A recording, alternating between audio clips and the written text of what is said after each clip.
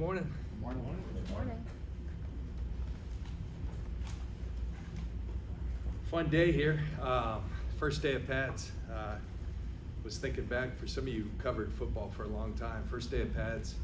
I woke up with a pit in my stomach today because what that used to always signify was a good hard practice, but if you remember, the last 8 of practice used to be a goal line live period every time, and that's when it was on. And some of us coaches were sharing those old stories today, and that was always a fun part of training camp and a way to set the tone for camp. We don't do that anymore, but we'll have plenty of thudding, and the guys are ready.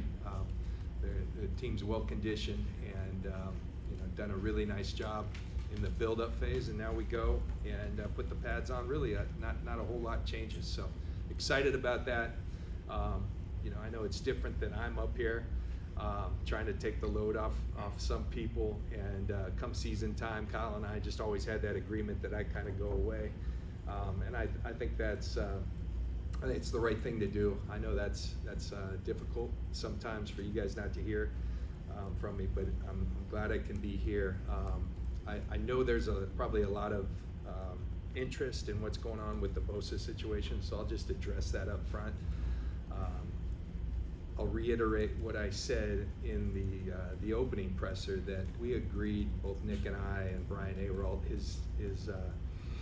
his agent and representative and I, that it's important that we keep those things private. So I'm going to honor that.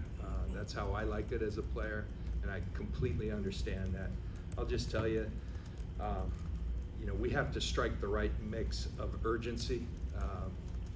I don't like this. I don't like not having one of our best players here. We've got a really good track record that I'm proud of as a group of having our players in, but I also understand it and understand that we're going to have to exhibit some patience and understand that ultimately this thing will work out. I'm very confident in that, and we're just going to have that right mix of urgency and patience. And again, I remain confident that we will come to an agreement and get things taken care of, so we can have one of our best players, one of the best teammates. This is the guy that addresses our team every Saturday and just gives his wisdom. We miss him, and looking forward to the day he's coming back. So with that, I'll open it up for questions. You guys have said that you would forgive any fines that are accrued over this holdout. Is there a point where that forgiveness ends, that it would become crucial for him to get in and he would start instituting the fines? Well, we have the ability, because of where he's at on his rookie contract and his option year, we have the ability to forgive those fines. And so, again, some of that's private, but we have talked with their camp on that. And look, I don't think that's really necessary. That's not going to get him in here. We're both striving for the same thing. So we'll focus on that. He's always in great shape. Are you concerned at all that he'll have enough time to get in football shape so he is at less of a risk of injury? I think you always have to strike that right balance. Nick does. He's a specimen, and he's a specimen because he was blessed with some really good genes, but he's also a specimen because he works as hard as anyone I've ever seen in this game. And his plan is meticulous. It's adjusted each and every year. Having said that, I think there's a point that everybody, as long as I played in year 13, you could say, people used to ask, do you need training camp? I needed 3 weeks, I needed that to get ready. And so I don't know what that right time period, we've talked a lot about it internally, but I think that's important, to give yourself the best chance to not only play at the highest level, but to stay healthy and get yourself primed and ready, calloused to play. John, is there any concern at all that you won't be able to get it done? No, I'm very confident. Are you communicating directly with Nick Bosa at all, or just through his agent? At this time, it's been with Brian. You mentioned the complexity of this. The difference between Aaron Donald's, average annual salary and T.J. Watt's average annual salary.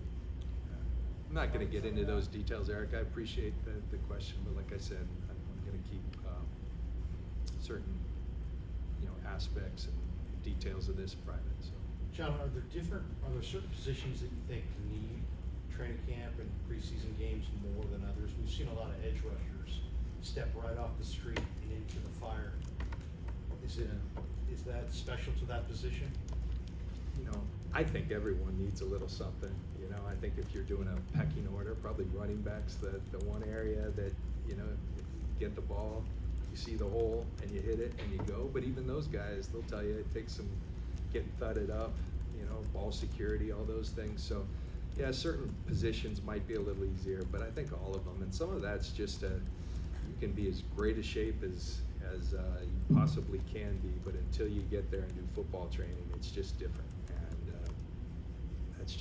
that's a fact. So I think that's the reality of that. Jack, you mentioned running backs. There's a lot going on league-wide with running backs right now. Yeah. You have one who's very highly paid, not necessarily by you originally, but you do pay it. Moving forward with that position, how do you feel like it is going to evolve in terms of what will get those guys paid? Yeah, first of all, I tell you, I have empathy, and I think I can relate to what those guys. I played a position that I felt like was undervalued for a long, long time, and I had to battle through that myself. You know, I remember the people closest to me. You make yourself invaluable, and you as much versatility, as much you know, game changing. Can this team play without you? You know, you got to try to make that such. I think we're fortunate. Could we play without our guy? I think we could. Do we want to? No. That's why we paid so much to go get him. And I credit Christian. He's not just a running back. He's a lot of things for us. And we talk about him unlocking our offense. So I'm just fortunate that we have a guy that can do that. And I think when we have a guy that can do that, I think it inspires the other backs to not just become running backs, to work on all facets of their game. And when you do that, you become more than just that. So like I said, I have empathy for those guys. Having said that, you know, like, I was always tied to the market at safety. I'm proud that I'm part of the guy who started to knock it down. So I think those things happen incrementally, and you know, hopefully there's some wins for those guys coming up, because I do feel for them. Sam Darnold and Brandon Allen have drawn a lot of praise this offseason. You've always praised Trey Lance's character and his professionalism. Have you seen him improve as a football player this offseason? And if so, where have you seen him take strides? I have, and I think we all have. You know, a lot's been chronicled of him working with Jeff Christensen, and you know, there's all kinds of different gurus and specialists for these guys to go through. I was really proud. Trey took the initiative, and I had I've talked with Trey. I won't get into the details because I'm not exactly sure on how it all happened. But I was proud that it was something that he sought out. And then, you know, I think in the past maybe Trey was working with multiple people. It's like trying to work with multiple golf coaches. Signals can get mixed. And I think he decided, all right, I got to find one that I vibe with the best and roll with that. And I think they did some great work, and I think he's throwing the football a lot better. His base is better. Some of his mechanics are better. Those things are showing up on the field. So I'm not just proud of him for his attitude and his leadership, his resiliency. I'm proud for what I'm seeing out there. And I know there's been a lot of talk about the opportunities he's not getting. I'm proud of him for what he's doing with the opportunities he is getting. And, you know, there's a plan. He'll continue to earn these opportunities, and he'll have plenty to show who he is. He can't get enough, there's no doubt about that, but we've got guys who've earned them. And the most important thing, I think back to Brock this time last year, he was only getting about 3, 4 a day. You made them count, you know, and when you make them count, you get more. And so I think everybody understands that. We've got a really good group. I like the way that group is progressing, and really believe, especially with Brock and the build-up program, there's going to be days where he's not out. There's going to be ample opportunities for each of these guys to show who they are, and it will even get better as we start getting into pads, and then the next step, playing preseason games, preparing for opponents and all that. John, as you pointed out, four quarterbacks getting reps and getting praise. Could you possibly keep 4 quarterbacks on this 53? I think 4 on a 53 would be very challenging. 4 in the building is certainly possible. And it's one of those things, Tim, I think we just want to throw it all out there, let things unfold, and then we'll figure out the details as we go. You know, we're all product of our experiences, and that experience wasn't real cool last year. Seeing when you run out at that position, that's not a good feeling. And so I think we'll be forever impacted with that going forward, and it will probably affect the way and we'll be mindful. I can't promise that because there's other things that arise on the roster. You can try to project it as much as possible, but things always happen, injuries happen. It's a dynamic situation, but that's an area where it's important to us to be deep. John, have other teams reached out at all about trying to get one of your four since you like four? Not to this point, Mike, so not to this point, but I think we're at the point of camp where everyone's kind of feeling out who they have, and that hasn't happened. One of the knocks, whatever, the unknowns on Trey is that he just doesn't have much experience. But with Sam Darnold, he does have 55 starts and not a lot of success. So why was he someone that you guys kind of honed in on early in free agency and wanted to join this organization? A lot of those things go back to when you studied him coming out of college, and we put work in on Sam as we do with all the quarterbacks. Really liked what he brought to the table, and have even seen promise. Although you said hasn't been a whole lot of success, we like the film. We like what he puts on tape. We wanted the opportunity to work with him. Again, a product of our experiences and wanting to be deep there. And Sam was available. Sam was interested in coming here. It was something we could financially fit in. And, all these guys, it's about stacking days. Yesterday, the light bulb kind of came on. He had a really good practice, and you could see things kind of slow down. You could see the talent, the big-time thrower that he can be, and that was a good day. And, now if he can continue to stack that's good for everyone. John, when you were in Tampa, Rod Marinelli with the defensive line was pretty much had this off-the-charts respect of everybody in the league. Do you see something similar with Cassert with your line? Completely, yeah. I think those are two of the best assistants I've ever been around. I don't know if every position it's important to have a great assistant, but there's something about that position. I really believe it helps drive the personality of a team.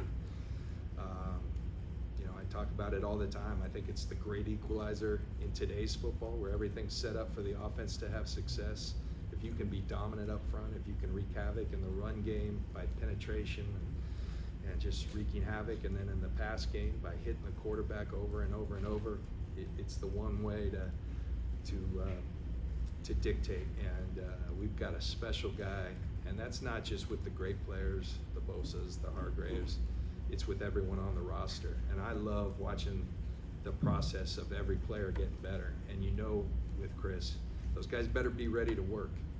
And just like Rod, we used to call individual 20 minutes of hell. I mean, their practice, the hardest part of practice was done after individual in Tampa. And I see something very similar with Chris. And now with their sports science and things, there's pulling back. But he gets guys, he's got a unique quality because he's so invested. And I think when you're a player at this league, you can have whatever kind of, when you're a coach in this league, players are going to respect you if they believe that you can help them get where they want to get. Every player in there knows that if they buy into what Chris Kaceric's teaching, they're going to have an opportunity to get better. And whether it's having success here, or a lot of people want what we have, so they're going to start looking at the end of cuts. And we're very fortunate and blessed to have Chris. I love what he brings to our team. I love his passion for the game. He lives it, he breathes it. I love what he does with our players, and I think it goes far beyond just the D-line position. I think it translates to our entire team. I know that you played a lot of years with Ron Day in Tampa. What's it going to be like to him getting the ball back this weekend? Yeah, I'm so happy for Rondé Barber. I'll never forget when I got the call that I was finally going in. I actually had some mixed emotions because I thought to myself, I'm in. I don't. What's this mean for Rondé? Are they going to let 4 from the same defense in? And I think ultimately, Rondé's what he did on the field, that resume was just too good. And I'm so glad and happy that the voters saw that fit, because he belongs, and he was an impact. You talk about splash plays. The guy made as many as I've ever seen. He was always kind of had that chip on his shoulder. He was Tiki's brother. Everyone talked about Tiki. Everyone knew about Tiki. Nobody knew about the other guy.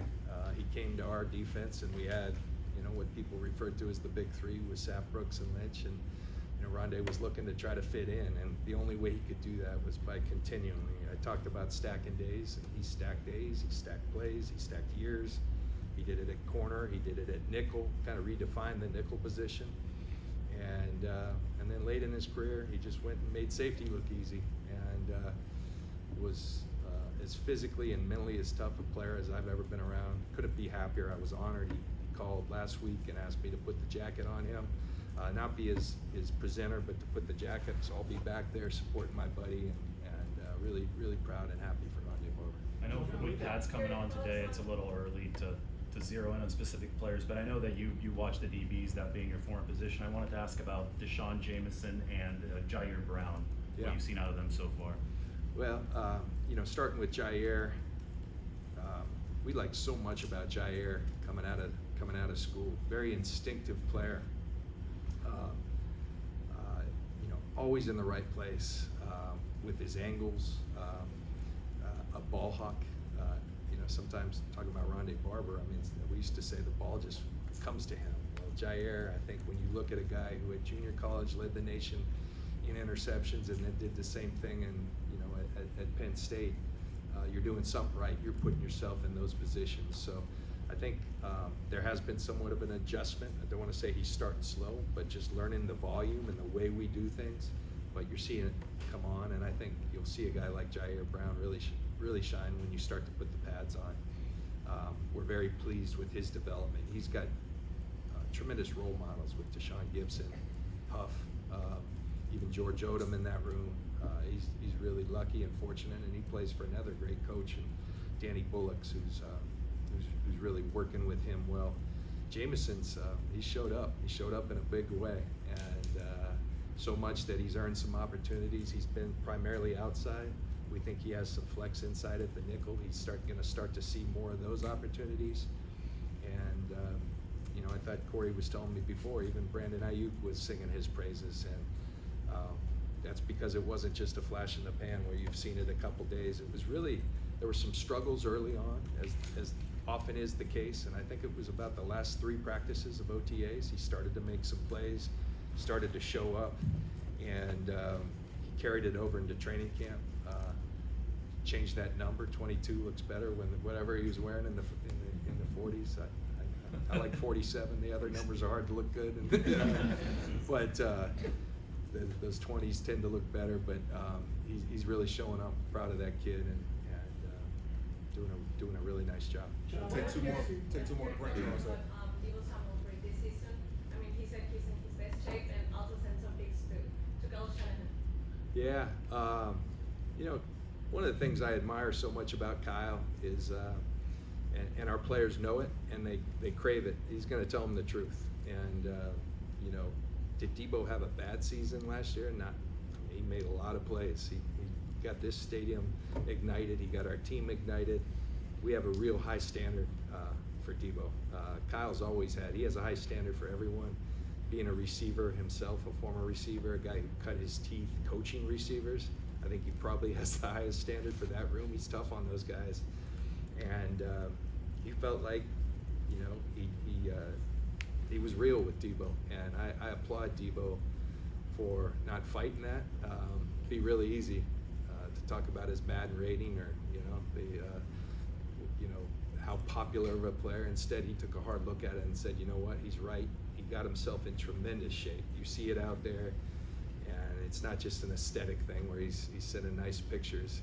The most important thing, it's translated on the field, and it's going to allow him to have success, not only this year, but long term. The guys that work and outwork their competition, they tend to succeed. Talent can only go so far. Debo's a unique player, plays with a unique will and spirit. Really proud of him, the work he put in, and it's going to pay dividends for him and for our team. Brent, last one. Where do you see your 2 third-round picks from last year, Jimmy Gray and Davis Price, Develops the key word. I think last year they had their struggles. Start with Danny. Danny brings something that every team covets, that we especially covet at the wide receiver position, and that's speed. And it's their impact on the field, their impact sometimes opening up other people.